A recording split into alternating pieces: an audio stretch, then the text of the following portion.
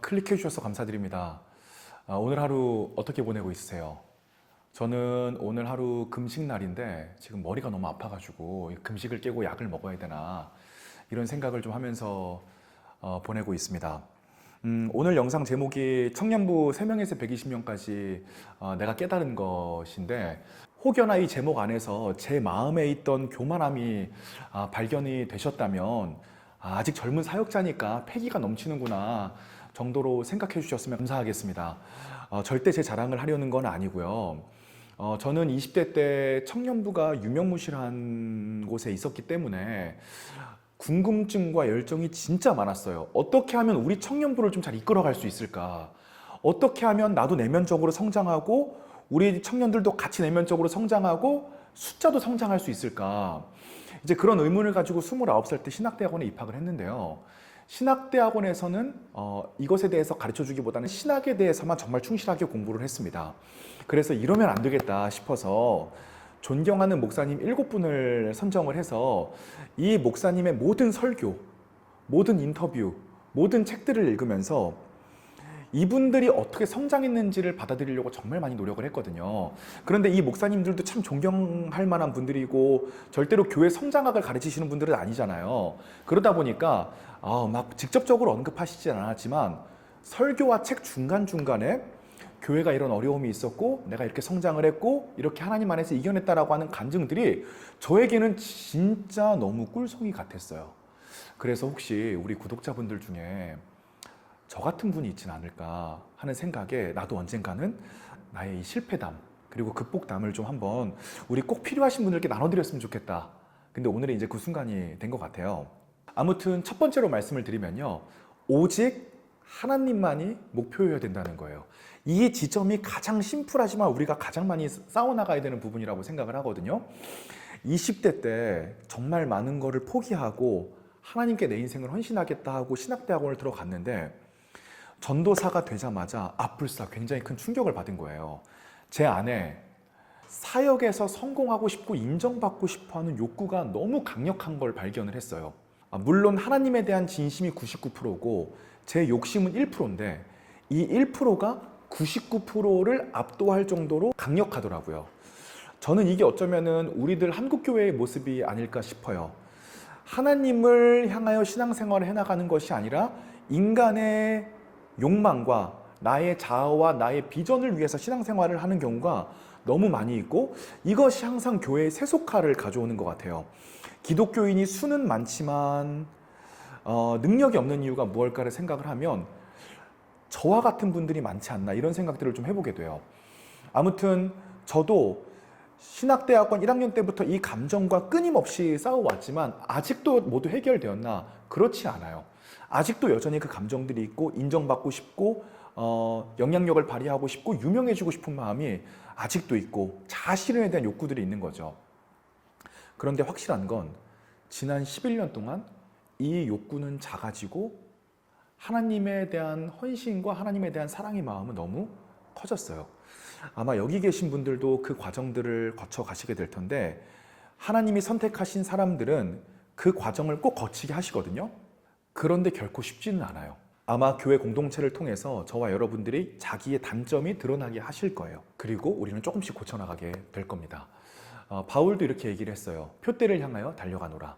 바울도 주변의 상황을 신경 쓰지 않고 하나님 한 분만을 위해 달려갔다. 이 부분을 우리가 지향점으로 일단 가지고 있어야 되지 않을까 싶습니다. 두 번째는요, 예수 그리스도의 길을 따라가는 데서 리더십이 나온다는 거예요. 저는 이 리더십을 예수 그리스도의 삶을 따라가는 인격과 영성에서 찾는 것이 아니라 논리에서 찾았어요. 왜냐하면 제가 20대 때 철학을 전공을 했고 저한테는 논리와 변증이 굉장히 중요했거든요. 그러다 보니까 다른 사람에게도 논리와 변증이 커다란 권위라고 생각을 했어요. 혹시 그런 게 있다면 한번 바로 지금 생각나는 부분들이 있을 거라고 생각을 해요. 내가 예수 그리스도를 위한다고 생각을 하지만 예수 그리스도보다 더 높은 권위에 있는 거 어떤 게 있으실까요? 저희 교회 공동체가 커져가는 중에 제가 경험한 거는요, 사람들은 논리나 지식 그리고 어떤 능력을 원하는 것이 아니라 정말 예수 그리스도를 따라가는 리더인가를 원한다는 거예요. 물론 개 중에는 예수 그리스도를 따라가는 것보다 능력이나 논리, 다른 권위를 추구하시는 분들도 계실 거예요. 그런데 제 경험상 그런 분들은 굉장히 극소수고요. 대부분 기독교에 관심이 있으신 분들, 그리고 하나님께 이끌림을 당하시는 분들은 예수 그리스도의 모습을 보여줄 수 있는 리더십들을 원하더라고요. 그러면은 모든 것이 이제 나로 귀결되게 돼요. 우리 교회의 모든 문제점은 어디서부터 일어날까요? 내가 예수 그리스도의 모습을 담지 않은 데서부터 일어난다는 거예요. 이 부분을 인정하기가 진짜 쉽지 않습니다. 저도 지금 교회가 사람이 많아지니까 사탄들이 얼마나 인간관계를 통해서 공격하는지 몰라요.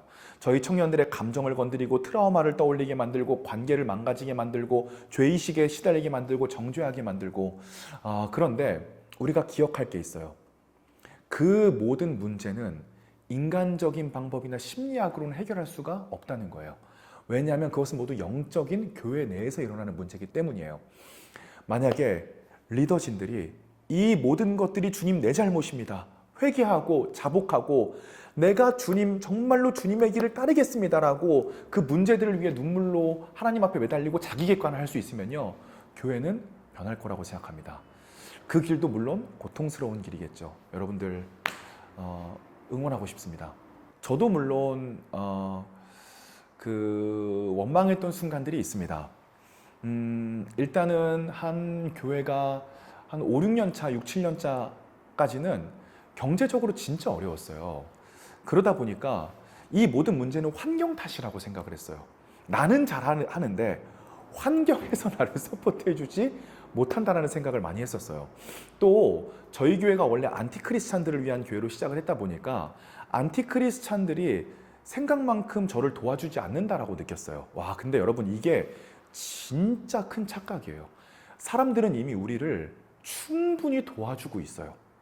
내가 능력이 부족하고 마인드가 덜 됐기 때문에 그렇게 느끼는 것 뿐이더라고요. 그래서 이렇게 생각을 했으면 좋겠어요. 환경의 문제는 문제가 아니다. 사람들이 나를 도와주지 않는다라고 하는 것도 커다란 착각이다.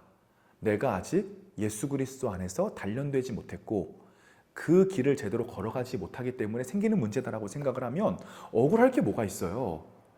그렇게 생각할수록 내가 성장하는 건데요. 바울이 디모데에게도 이야기합니다. 너는 성장하는 모습을 보여라. 너는 발전하는 모습을 보여라. 우리가 공동체에게 어떤 리더십을 가져가야 될까요? 리더가 예수 그리스도를 따르는 모습이 발전되는 방향을 보여줘야 됩니다. 이걸 또 보여주기 식으로 하면 안 돼요. 여러분들 그런 분들이 있어요. 일부러 기도할 때도 큰 소리로 하고 맨 앞에서 손 들고 일부러 하려고 그러고. 여러분, 이런 거는 바리새인들이나 하는 짓이고요. 신천지가 교회 잠입했을 때나 하는 짓입니다. 그렇다고 또 손 들고 찬양하지 말라 이런 얘기가 아니라 보여주기 식의 그런 모습들은 곤란하겠다. 내가 예수 그리스도의 모습을 따라가고 있는 걸 보여주려고 하면 안 돼요. 그냥 담담히 그 길을 따라가야 되는 것 같습니다. 내가 담담히 그 길을 따라가다 보면 그 안에서 리더십이 나오게끔 되어져 있는 거죠. 우리 모두 그 리더십을 따라갔으면 좋겠어요. 오래 걸리겠지만 올바른 길이고 옳은 길인 것 같아요. 저도 그러려고 노력 중입니다. 세 번째로는요, 리더의 방법론과 개성보다는 공동체의 복음이 선언되고 공동체 구성원들이 제자로 이끌어지는 게 중요하다는 이야기입니다. 리더가 이상한 쿠세라고 하죠. 습관을 가지신 경우들이 너무 많은 것 같아요. 저도 많거든요. 어떤 큰 교회의 목회자분은요, 음향 시스템에 그렇게 많이 꽂혀 있대요. 그래서 이미 수천만 원짜리 음향 시스템을 설치해 놓고도 맨날 그 목회자분 방에서 음향 시스템을 알아보고 또 음향 시스템을 한 달마다 한 번씩 교체를 하고, 그러니까 부교육자들이 정말 제자들을 양육하고 성도들에게 복음을 전하는 일에 신경을 써야 되는 게 아니라 리더 비위를 맞추느라고 같이 스피커를 알아보고 스피커 알아보러 낙원상가 갔다 오고 또 스피커 설치하는데 또 힘을 쓰고 이런 일들이 있더라는 거예요. 저도 그랬던 것 같습니다. 성도들을 저처럼 만들어 놓으려고 했던 것 같아요. 저도 어떤 신앙을 받아들이고 예수님 앞에 길을 걸어갔던 그런 인생이 있다 보니까 너무 쉽게 내 감정에 매몰되기를 시작을 하는 거죠. 그래서 성도들이 꼭 논리적이어야 된다. 어떤 지적 확신이 있어야 된다. 물론 다 있어야 되는데 이걸 제가 너무 그들에게 나의 방식을 강요하기 시작을 하니까 제 야망이 공동체에 투영된 것 같은 느낌을 주는 거죠. 이래서는 리더십을 발휘할 수가 없는 것 같아요. 우리에게는 공적 리더십이 필요합니다. 내 마음에 좀 안 들더라도 저 사람이 오히려 더 좋은 리더십을 발휘할 수 있어요. 너무 많이 참견하고 너무 내 개인적인 개성을 그 사람에게 강조해서는 안 되는 것 같아요. 그 사람에게 오히려 자율권을 맡겨놓으면 그 사람이 자기 스타일대로 하나님 앞에 더 잘하면서 그 사람도 함께 성장을 해 나가요. 그래서 자기의 야망과 스타일을 공동체에서 구현하려고 하지 말고 공적인 리더십이 됐으면 좋겠다. 많은 부분 위임을 했으면 좋겠다. 이런 것들이 제가 3명에서 120명까지 공동체가 성장하면서 깨달은 대략적인 방식입니다.